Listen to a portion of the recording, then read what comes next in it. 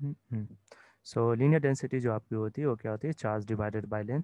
लेकिन अभी जो मैंने क्वेश्चन प्रीवियसली अभी गलती से डाल दिया था वो था आपका सरफेस डेंसिटी पे।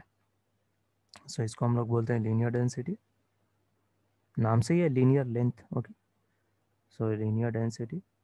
और जो अभी क्वेश्चन डाला था वो था सरफेस डेंसिटी, लेकिन ये हमारे सिलेबस में नहीं है तो इसलिए मैं इसको अभी नहीं दूंगा, बाद में इसके ऊपर क्वेश्चन चूज कराऊंगा। ये हो जाएगा Q by area simply. Right, ये क्या हो जाएगा आपका Q by area. Linear density equal to Q by R और surface density equal to Q by area. तो अगर ओके अगर मैं इतना हिंट दे दूं तो क्या आप आंसर बना लेंगे इसका? तो मैं ये क्वेश्चन सर डाल रहा हूँ, होप सो कि अगर इतना हिंट है तो आप बना लेंगे। ये इसलिए भी दे रहा हूँ ना क्योंकि आगे इसका एक जगह यूज़ पड़ेगा। ओके, तो वहाँ पे हम लोग को ये हेल्पफुल हो जाएगा, सरफेस डेंसिटी। सो ये एनसीईआरटी का है एक्सरसाइज क्वेश्चन, एक बार इसको ट्राई कीजिएगा। क्वेश्चन विजुअल है या ब्लर है?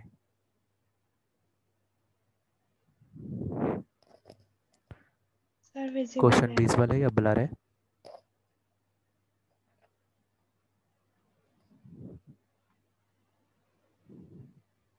सर विजिबल है।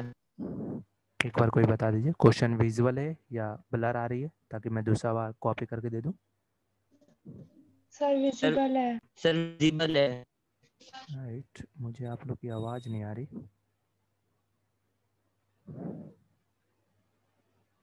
Okay, so I hope so कि क्वेश्चन सही होगा। एक बार क्वेश्चन इसको बना विजिबल लीजिए। है।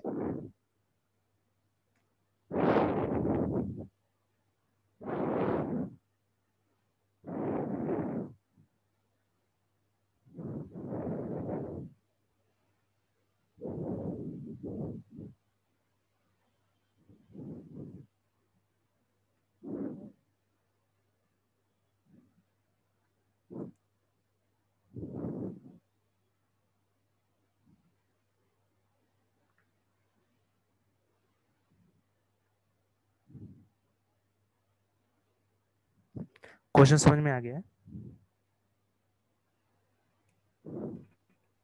Yes sir. क्वेश्चन समझ में आ गया कि एक बार समझा दो क्वेश्चन। इजी सा है, इसमें सरफेस चार्ज डेंसिटी है। आगे समझ में। सर आंसर क्या? ओके, सो मुझे आवाज़ क्यों नहीं आ रही, एक मिनट।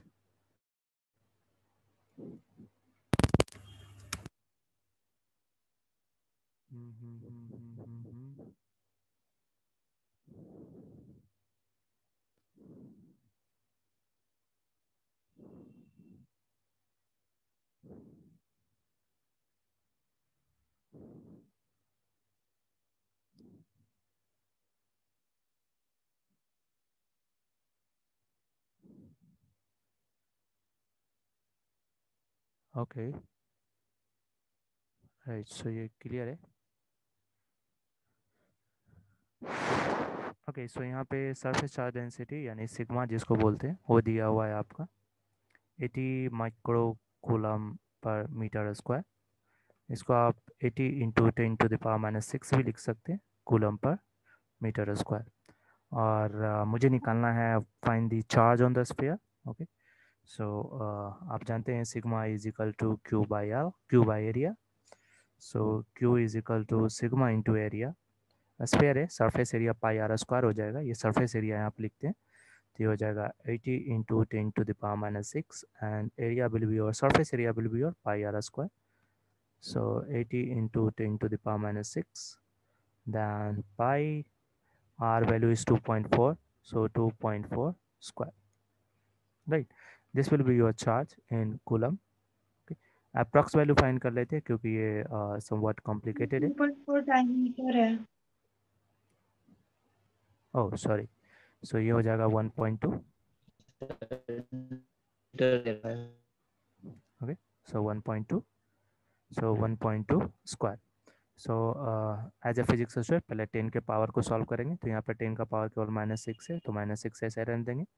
पाई का वैल्यू 3.14 ले लूँगा, वो 1.2 का स्क्वायर आपका हो जाएगा 1.44।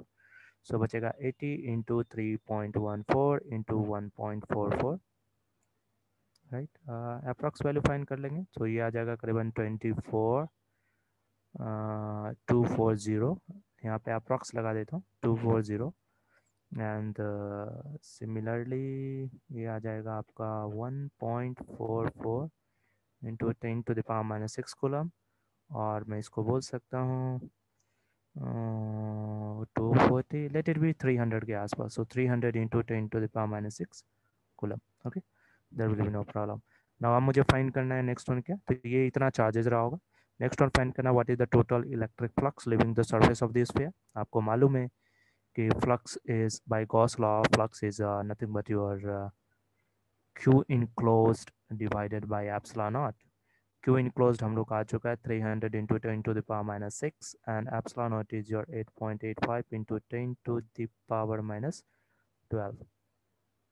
सो ये हो जाएगा आपका coulomb per sorry newton metre square coulomb inverse.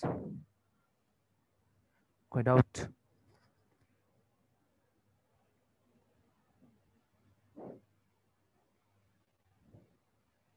कोई डाउट है इसमें? No sir. ओके, सो इसी तरह से नो एक और ओके इसी तरह से एक और क्वेश्चन उठाते हैं। 10 centimetre, what is the net charge? okay, so एक डायपोल का क्वेश्चन आई थिंक हम लोगों ने सारे कर ही लिए हैं। एक क्वेश्चन बचा हुआ है यहाँ पे जो कि एनसीईआरटी का है। आउटसाइड द एनसीईआरटी मैंने आपको बहुत सारे क्वेश्चन से ऑलरेडी कराया हुआ हूँ, पीडीएफ में आपको मिल जाएगा, तो कुछ बचे कुछ एनसीईआरटी के क्वेश्चंस भी कर लेते हैं। तो ये एक एग्जांपल का क्वेश्चन है, और इस तरह के क्वेश्चंस भी आपको बहुत बार पूछते हैं, तो मैं इसको कॉपी कर लेता हूँ। ओके ये है, okay right,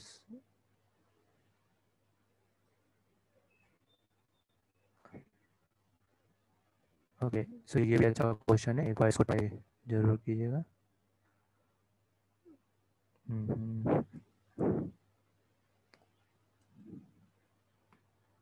right, so this is the example question NCERT.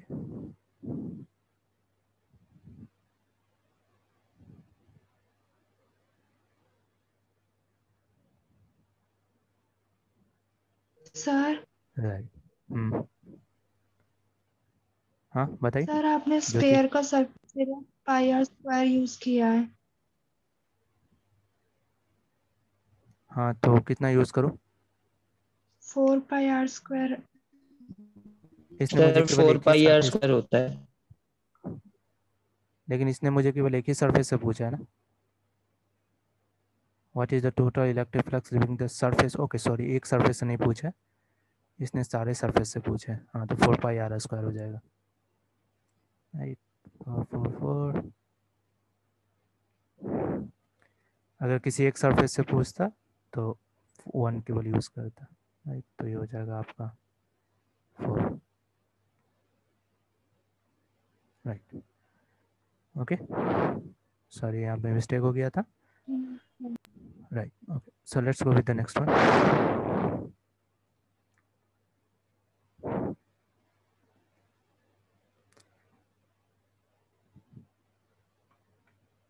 सो इसमें ओके तो फिगर मैं बता देता हूँ आपको। सो फिगर ये है, बना देता हूँ यहाँ पे।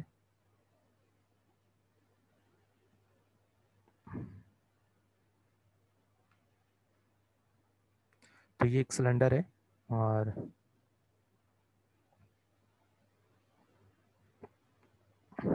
ये आपका वाई एक्सिस है, और ये एक्स एक्सिस है।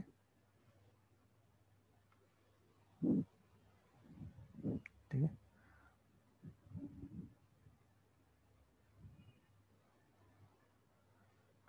इसका जो रेडियस दिया हुआ है सरफेस एरिया का वो है आपका 5 सेंटीमीटर। इधर भी सरफेस एरिया का है आपका 5 सेंटीमीटर। राइट, ओके सो ये सारे पैरामीटर आपको, ये फिगर आपको दिया हुआ है, ये जो फिगर लिखा हुआ है ना 1.28, ये फिगर है। सो एक बार क्वेश्चन को पढ़िए। ये आपका सेंटर है,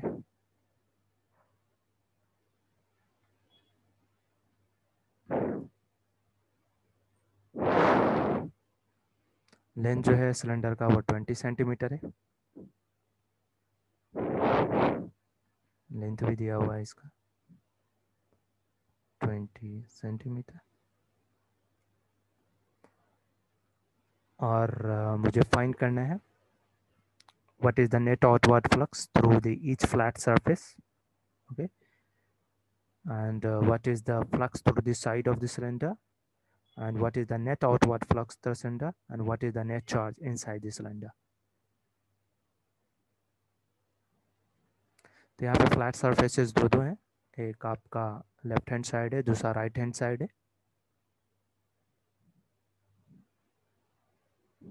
फिर मुझे नेट आउटवर्ड फ्लक्स निकालना है, फिर साइड के कारण से निकालना है।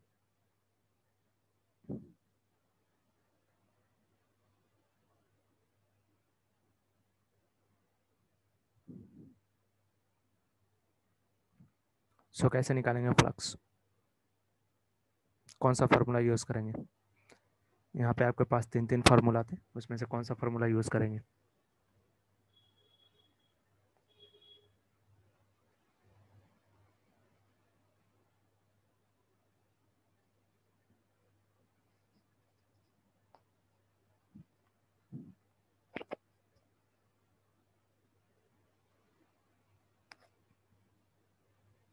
कोई आइडिया?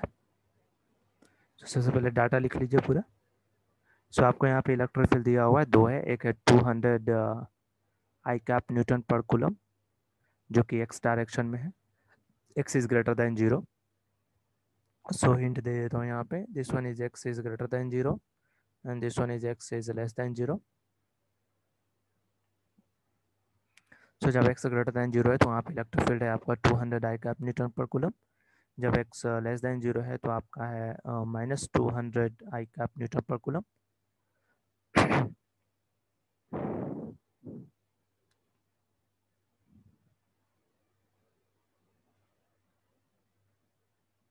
राइट। सो यहाँ पे अभी हम लोगों ने देखा था चार्ट में कि फ्लक्स निकालने के बहुत सारे तरीके होते हैं, लेकिन जब इलेक्ट्रिक फील्ड दिया हुआ हो तो ये वाली फार्मूला यूज़ करना ही हमारे लिए सही होता है, electric field into normal of the area. तो हम लोग इसी का यूज़ करेंगे। सो let's go with the first question. So first में इसने पूछा है कि फ्लैट सर्फेसेस जितने हैं उसके कारण से मुझे फाइंड करना what is the net outward flux through the each flat surfaces. So let's this one is your right flat surface and this one is your left flat surface. So flux through the right flat surface is equal to E dot normal of the area। इसका normal अगर हम लोग देखेंगे तो outward रहेगा, right ना। तो इसका नॉर्मल जो होगा परपेंडिकुलर टू द सरफेस इस तरह है नॉर्मल, और according to question electric field भी जो है वो इसी तरफ है जिसकी वैल्यू दी हुई है 200 I cap newton per coulomb. So normal और इलेक्ट्रिक फील्ड दोनों एक ही डायरेक्शन में है, तो यहाँ पे आपका इसको इस तरह भी हम लोग लिखते थे E area cos theta. Theta is the angle between the normal of the area and the electric field. So दोनों के बीच में 0 डिग्री हो जाएगा, तो ये हो जाएगा 200। Then area is your flat surface area, यहाँ पे रेडियस दिया हुआ है 5 सेंटीमीटर, तो एरिया हो जाएगा ये पाई आर स्क्वायर, यानी पाई इंटू 5 सेंटीमीटर, लेकिन सेंटीमीटर को आपको मीटर में कन्वर्ट करना होगा। So 5 into 10 to the power -2 whole square, right, pi are square, and ये हो जाएगा cos 0। So let's solve it. तो ये हो जाएगा 200 इंटू पाई का वैल्यू 3.14 डाल देता हूँ, स्क्वायर करूँगा तो ये हो जाएगा 25 into 10 to the power -4 cos 0 is 1। So इसको अगर हम लोग सॉल्व करें, सो सबसे पहले हम लोग का काम होता है पावर को सॉल्व करना, 10 के पावर को, तो 10 का पावर यहाँ पे -4 हो जाएगा, ये 25 टू जब 50 हो जाएगी, तो 50 into 10 to the power 2 into 3.14। So अगर मैंने इसको सॉल्व किया तो 5 3 जब 15, ये करीबन 150 आ जाएगा, और ये हो जाएगा आपका 10 to the power -2 newton metre square coulomb inverse, right. So करीबन आ जाएगा 150 इंटू 10 टू द पावर 2, या इसको आप इस तरह भी लिख सकते हैं 1.5 newton metre square coulomb inverse. Okay, तो ये एक फ्लैट सरफेस के कारण से निकल गया।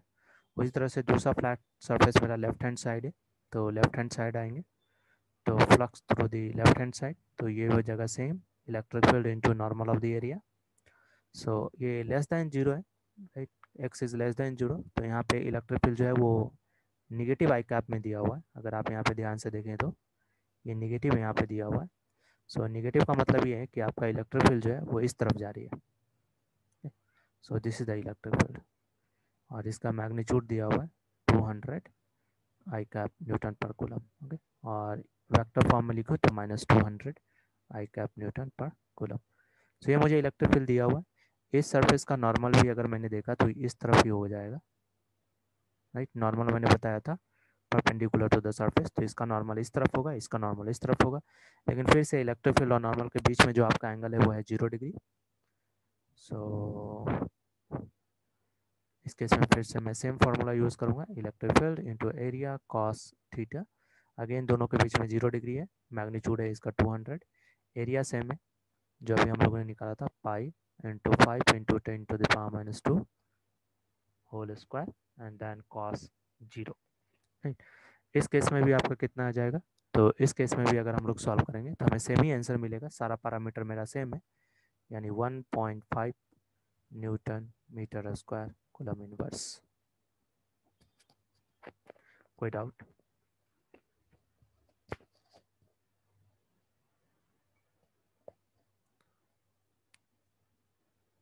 कोई डाउट कैसे निकाला? सर मुझे समझ नहीं आया sir. Okay, so what is flux with respect to electric field? Formula क्या होता है? Electric field into normal of the area, yes sir. ये है ना, ठीक है। सो ये है मेरा राइट फेस, मैं राइट फेस का फाइंड करना चाहता हूँ। तो राइट फेस अगर मैंने लिया, ये है मेरा राइट फेस, फ्लैट सरफेस जो है सिलेंडर का। ओके, तो इसका नॉर्मल बता सकते हैं किधर आएगा? इसका सर नॉर्मल आप, परपेंडिकुलर। हाँ, यानी इसका नॉर्मल इस तरफ रहा होगा, यानी एक्स की तरफ, सही है ना उमेर? सही है। Yes sir. ओके, नाउ अब ये फेज जो है वो एक्स ग्रेटर दैन जीरो है, और एक्स ग्रेटर दैन जीरो जब हो तो इसने बोला कि इलेक्ट्रिक फील्ड आपका 200 है। इलेक्ट्रिक फील्ड कितना है? 200, और वो भी प्लस आई का, यानी जब एक्स ग्रेटर दैन जीरो है, बिकॉज ये राइट सरफेस है और ये ग्रेटर दैन जीरो पे है, इधर की ओर है, यानी यहाँ पे जो इलेक्ट्रिक फील्ड होगा वो आपका इस तरफ ही आ रहा होगा। तो बता सकते हैं नॉर्मल और इलेक्ट्रिक फील्ड के बीच में कितना एंगल है? इन दोनों के बीच में कितना एंगल है? सर 0। 0 डिग्री एंगल है। ना अब फार्मूला पे आते हैं, तो हम लोग को मालूम है फ्लक्स होता है E dot normal of the area, dot product है, या इसको आप इस तरह भी लिख सकते हैं, magnitude of E area cos theta. So normal of the area यानी एरिया का नॉर्मल और इलेक्ट्रिक फील्ड के बीच में एंगल है मेरा 0, तो यहाँ पे मैंने डाल दिया 0। इलेक्ट्रिक फील्ड का मैग्नीट्यूड दिया हुआ है 200, एरिया हो जाएगा क्योंकि ये फ्लैट सरफेस है और ये एक तरह का सर्कल है, तो इसका एरिया हो जाएगा सरफेस एरिया आपका पाई आर स्क्वायर, सिलेंडर था, ठीक है। फिर हम लोगों ने इसको सॉल्व कर दिया, पाई का वैल्यू 3.14 रख दिया, ये सेंटीमीटर में दिया हुआ था तो इसको मीटर में कन्वर्ट करना था, तो 10⁻² लगा दिया, और ये वैल्यू आपको कितना आ गया? 1.5, ठीक है।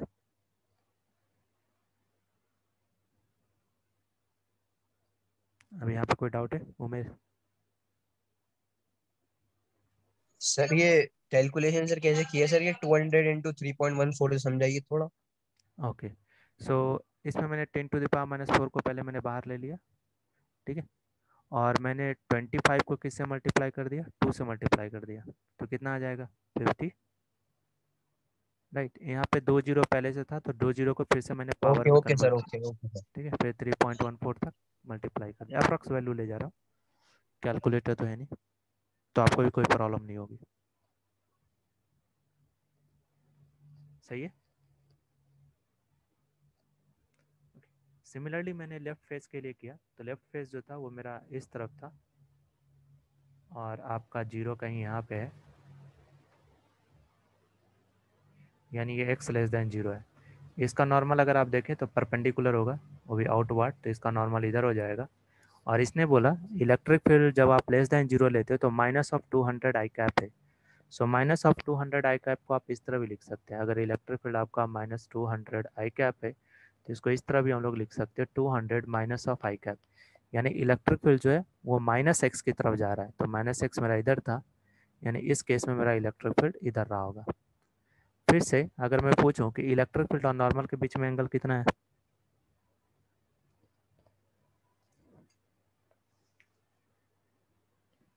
सर इसके 0. 0, इस केस में भी मेरा 0 है। तो यहाँ पे मैग्नीट्यूड ई ले लिया, तो मैग्नीट्यूड जो है दिया हुआ है वो 200 है, ये है मैग्नीट्यूड। एरिया सेम हो जाएगा तो आपको सेम वैल्यू मिल जाएगा 1.5 in newton metre square coulomb inverse.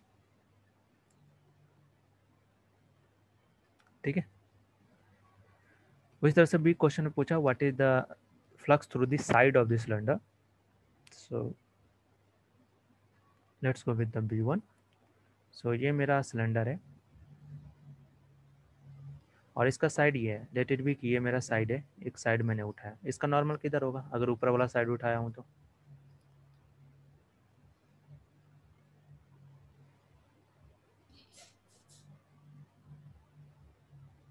इसका नॉर्मल आपका ऊपर की ओर रहा होगा क्योंकि इसका परपेंडिकुलर ऊपर रहेगा। ठीक है, ये सही है ना। इसका नॉर्मल किधर रहेगा, ऊपर की ओर, ये सर ऊपर वाला ऊपर की ओर। हाँ, मगर इलेक्ट्रिक फील्ड जो है वो इधर की ओर दिया हुआ है और इलेक्ट्रिक फील्ड जो है इधर की ओर दिया हुआ है। दोनों इलेक्ट्रिक फील्ड इस नॉर्मल के क्या है, सर परपेंडिकुलर है 90। हाँ परपेंडिकुलर है। यहाँ पे देखें तो परपेंडिकुलर है, और परपेंडिकुलर है तो इसका मतलब थीटा का वैल्यू यहाँ पर क्या रह गया होगा, 90 डिग्री, दोनों इलेक्ट्रिक फील्ड के कारण 90 डिग्री। तो अगर मैंने फ्लक्स निकालना भी शुरू किया, यानी अपर सरफेस के लिए अगर मैं निकाल रहा हूँ तो होगा E dot normal of the area, ये हो जाएगा ई एरिया कॉस 90। कॉस 90 हम लोग जानते हैं होता है 0, यानी आपको अपर सरफेस साइड सरफेस के लिए कितना मिल जाएगा, 0। अगर आप ये सरफेस उठाते हैं, लेट इट भी, ये साइड सरफेस उठाया तो इसका नॉर्मल आपका इधर आता, this one will be your normal. Okay, इस केस में भी ये इलेक्ट्रिक फील्ड के साथ 90 डिग्री बना रहा होता। ठीक है, तो आप कोई भी दूसरा सरफेस लेंगे एक्सेप्ट फ्लैट सरफेस तो आपको क्या दे देगा, फ्लक्स 0 दे देगा। ठीक है, सो बी जो क्वेश्चन यहाँ पे पूछा था, बी क्वेश्चन था what is the flux through the side of the cylinder. तो साइड ऑफ द सिलेंडर के कारण से जो मेरा फ्लक्स हो जाएगा वो 0 हो जाएगा। तो ये एक साइड है, ये अपर साइड मैंने ले लिया था। ओके, ये इधर वाली है, राइट। तो ये सब के कारण से आपको कितना मिल जाएगा, 0 मिल जाएगा। राइट, ठीक है। Now let us consider, okay so next question पे आते हैं। See what is the net outward flux of the cylinder. So next one मुझे पूछा है what is the net outward flux. Net outward flux, तो net flux क्या होता है, नेट फ्लक्स का मतलब टोटल फ्लक्स, और फ्लक्स एक स्केलर क्वांटिटी है तो आप नेट फ्लक्स बोल सकते हैं साइड के कारण जो फ्लक्स आपको मिला होगा, लेफ्ट सरफेस के कारण जो आपको मिला होगा, राइट सरफेस के कारण जो आपको मिला होगा, सबका समेशन, वही होता है नेट फ्लक्स। लेकिन साइड कोई भी हो, हम जानते हैं इसके कारण से फ्लक्स मेरा 0 ही मिला है। अभी हम लोगों ने देखा था साइड के कारण से मुझे कितना मिला, 0। तो ये था साइड मेरा, तो इसके कारण से मुझे 0 मिला। लेफ्ट के कारण से मुझे मिला था 1.5, वो भी प्लस में, और राइट के कारण से भी मिला था मुझे 1.5। तो टोटल इसका अगर मैं देखूँ तो ये अप्रॉक्स हो जाएगा, क्योंकि ये सारा अप्रॉक्स वैल्यू था 3 newton metre square coulomb inverse. तो ये है नेट आउटवर्ड फ्लक्स, राइट। कोई डाउट इसमें, what is the net outward flux. No, sir. No sir. Okay, उसी तरह से लास्ट क्वेश्चन इसने पूछा what is the charge, net charge inside this cylinder. कौन सा फार्मूला यूज करूंगा चार्ज फाइंड करने के लिए।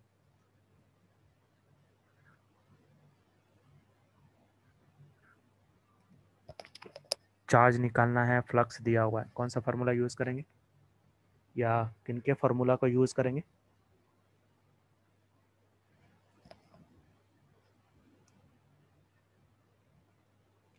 सो गॉस लॉ के फार्मूला का यूज करेंगे, क्योंकि उन्होंने बोला था कि गॉस आपका लॉ। हाँ फ्लक्स जो होता है वो क्या होता है, Q enclosed by epsilon not,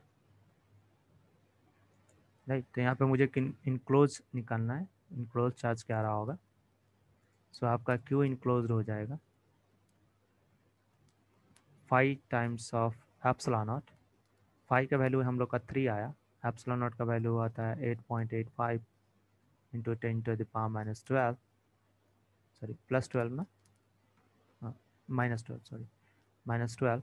अब इसको मल्टीप्लाई कर लेंगे तो करीबन आ जाएगा 27.5 के आसपास इंटू 10⁻12 कूलम। या आप जानते हैं इसका -12 क्या होता है, तो ये होता है पिको, तो आप इसको बोल सकते हैं 27.5 पिको कूलम।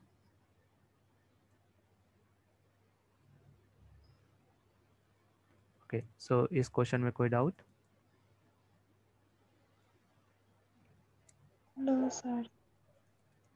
राइट, तो इस तरह के क्वेश्चंस आपको मोस्टली पूछते हैं, ठीक है ना। इस तरह का क्वेश्चंस आपको मोस्टली आता है। तो ये था हम लोग का चैप्टर 1।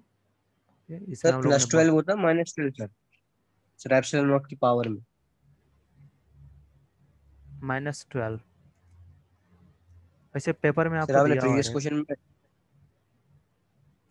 प्रीवियस क्वेश्चन में क्या दिया था, +12? सर +12 से करा है सर हमने, तो प्रीवियस क्वेश्चन में सर आपने करवाया। यहाँ पे भी तो -12 ही लिया था। वैसे इसका वैल्यू दिया हुआ रहेगा आपका, ठीक है। तो अगर बाई चांस अगर मैं मिस भी कर रहा हूँ ना, तो आपके पेपर के फ्रंट साइड में आपको दिया हुआ रहेगा। इसका वैल्यू ओके मोस्टली सर। याद रहता नहीं है, ठीक है, बहुत सारे वैल्यू होते हैं, लेकिन आपको फ्रंट पेज में ना सर बुक में इस, -12 है। ओके जो भी हो, कोई प्रॉब्लम इसमें नहीं है। बुक जो आपको पेपर मिलेगा ना, पेपर के फ्रंट साइड में इसका वैल्यू लिखा हुआ रहता है, ठीक है। सो वरी होने की ज़रूरत नहीं है, जो भी वैल्यू लिखा रहे वो वैल्यू को पुट कर दीजिएगा, उसी से आपका आंसर आ जाएगा, ठीक है। सो बहुत सारी चीज़ें का वैल्यू वहाँ पे लिखा हुआ रहता है, तो उसको याद करने की ज़रूरत नहीं है। वैसे तो बनाते बनाते याद हो जाता है, लेकिन एप्सिलॉन नॉट का वैल्यू ज़्यादातर हम यूज़ करते नहीं है, तो इसलिए ये याद नहीं हो पाता है, ठीक है। वही तरह से और कुछ क्वेश्चन देखता हूँ, राइट। ओके, सो ये हम लोग का था चैप्टर 1, ओके, जिसमें हम लोगों ने क्या क्या पढ़ा। तो हम लोगों ने कवर किया आपका ये सारा चीज़ें, जिसका मैंने आपको ये छोटा सा मैप बना के दिया था। Charge, Coulomb's law, electrostatic force, electric field, फिर इलेक्ट्रिक डायपोल, उसका डायपोल मोमेंट, एक्सियल पे उसका इलेक्ट्रिक फील्ड, इक्वेटोरियल पे उसका इलेक्ट्रिक फील्ड, फिर आपका एक्सेलरेशन, फिर फ्लक्स, फिर आपका electric field using the Gauss law, right, यानी यूनिफॉर्म रॉड का। तो ये सारे कॉन्सेप्ट के ऊपर आपके क्वेश्चंस आते हैं, ओके। अब अभी भी ये चैप्टर पूरा कंप्लीट नहीं हुआ, ओके। कंप्लीट तभी होता है जब आप इसमें पूरे क्वेश्चंस को बना लेते हैं, ओके, और सारा कॉन्सेप्ट क्लियर हो जाता है। इसके बाद का जो चैप्टर है वो है इलेक्ट्रिक पोटेंशियल, इसी का एक्सटेंडेड पार्ट है, लेकिन उसको चैप्टर 2 नाम दे दिया गया। लेकिन इस जहाँ पे ये ख़त्म होता है वहाँ से वो शुरुआत होती है, ठीक है। सो एक तरह से जो इस चैप्टर में थोड़े थोड़े कुछ पॉइंट्स बचे हुए हैं उसको मैं चैप्टर 2 में इंक्लूड करूँगा, दोनों चैप्टर एक साथ ही आता है 7 मार्क्स का, राइट। तो अब आपका काम क्या होता है, जैसे कि कल संडे है तो हर एक संडे को आपको एक छोटी सी टेस्ट होगी, ओके, ऑनलाइन टेस्ट ही होगी, लेकिन ये टेस्ट कुछ इस तरह से डिजाइन होगा कि जब तक आप खुद बनाएंगे नहीं आपको नहीं मालूम चलेगा, ओके। तो कल आपका एक टेस्ट होगा मोस्टली एट 10 AM। टेस्ट में मैं करूँगा क्या, आपको एक लिंक भेज दूंगा, ओके। आपको उस लिंक में क्वेश्चंस रहेंगे, जैसा प्रीवियस साल हम लोग टेस्ट लिए थे ऑनलाइन के क्लासेस में, उसी तरह से आपको क्वेश्चंस रहेगा, आपको उसको सबमिट करना होगा, ओके। साथ में एक छोटा सा असाइनमेंट दूंगा, इस असाइनमेंट में आपको 1 मार्क्स और 2 मार्क्स के क्वेश्चंस रहेंगे। सो जब हम लोग का ऑफलाइन शुरुआत होगा तभी मैं ये असाइनमेंट आपका लूँगा, अभी असाइनमेंट आपका नहीं लूँगा। तो जो भी असाइनमेंट होंगे आप बना के उसको केवल रखते जाइएगा, क्योंकि जब ऑफलाइन हम लोग आएंगे तो बहुत सारे असाइनमेंट उस समय तक आपको हो जाएंगे, तो एक ही दिन में आपका क्रॉस चेक करूँगा, ठीक है। सो टेस्ट के लिए कल आपका होगा 10 AM टू 11 और 11:30, उस पर टाइमिंग दिया हुआ रहेगा। कोई डाउट है? No sir. ओके, सो आज की क्लास को हम लोग यहीं पे एंड करते हैं। छोटी छोटी क्लास ले जाऊंगा, राइट, और फिर आप ताकि आपको प्रैक्टिस करने का भी ज़्यादा मौका मिल जाए, आगे जाके फिर क्लास को एक्सटेंड करेंगे। चैप्टर 2 ख़त्म करने के बाद मैं आपका जो होगा उस चैप्टर पे जाऊंगा जो चैप्टर ऑनलाइन पढ़ाने के पॉइंट ऑफ व्यू से ईजी होगा। इस साल के लिए मैं ऐसा नहीं कि पहले चैप्टर 1 ले गया फिर चैप्टर 2 फिर चैप्टर 3, ऐसा नहीं ले जाऊंगा। इस बार मैं क्या करूंगा कि जो उसी चैप्टर को सिलेक्ट करूंगा, जैसे ऑनलाइन अगर हो जाए तो मैं ऑनलाइन के लिए चैप्टर को सिलेक्ट करूंगा। आगे जाके कुछ चैप्टर से जो ऑनलाइन में कोई प्रॉब्लम नहीं होती, थ्योरेटिकल चैप्टर से, तो उसको ऑनलाइन में लेके चला जाऊंगा, और जो कंसेप्चुअल चैप्टर है उसको ऑफलाइन में ले जाऊंगा। तो थोड़ी हाइब्रिड टाइप की क्लासेस होगी इस साल, ठीक है। आप ऑफलाइन भी आएंगे और ऑनलाइन भी आएंगे, राइट। तो मोस्टली पोटेंशियल जो है वो ऑनलाइन हम लोग कर सकते हैं, उसमें ज़्यादा कोई प्रॉब्लम नहीं होगा, तो इसलिए पोटेंशियल को मैं ऑनलाइन करा दूंगा। लेकिन इसके बाद जो भी चैप्टर होगा वो मैं डिसाइड कर लूँगा कौन सा चैप्टर आपको ऑनलाइन कराना है, कौन सा चैप्टर आपको ऑफलाइन कराना है। या आज मैं आपको एक छोटा सा नोट्स भेज दूंगा जिसमें लिखा होगा ये चैप्टर ऑनलाइन चलेगी और ये चैप्टर ऑफलाइन चलेगी, ठीक है। Okay Yes, sir. ओके, सो आज के क्लास को हम लोग यहीं पे एंड करते हैं। Okay, bye, thank you.